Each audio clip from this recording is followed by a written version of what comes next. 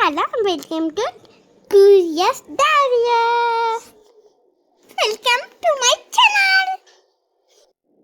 Hi, இந்த மாதிரி உங்கள் குழந்தைங்களுக்கும் புசு புசுன்னு கம்பு பணியாரம் செய்கிறது எப்படின்னு பார்க்கலாம் வாங்க.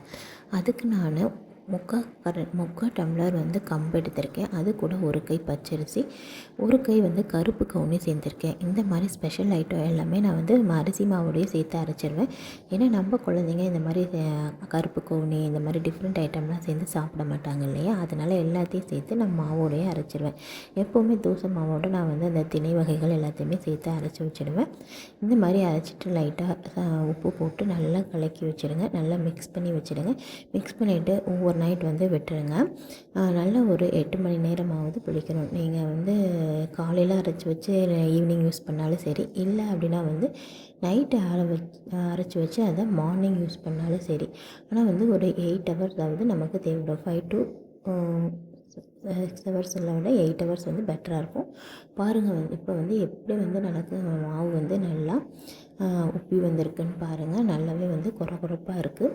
இதை நம்ம கரண்டி வச்சு நல்லா மிக்ஸ் பண்ணி விட்டுட்டு இதோட ஒரு தாளிப்பு ஆட் பண்ணோம் அப்படின்னா இன்னுமே நமக்கு டேஸ்ட்டாக இருக்கும்.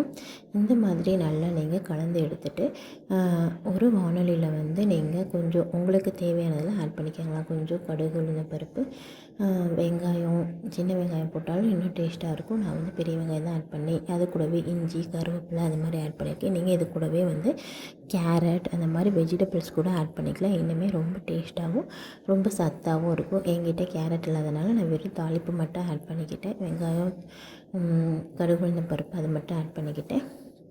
அதுக்கப்புறம் இந்த மாதிரி பாதி வெந்திருக்கும் போதே நீங்கள் பணியாரத்தை திருப்பி போட்டிங்க அப்படின்னா தான் உங்களுக்கு புசு புசுன்னு வரும்.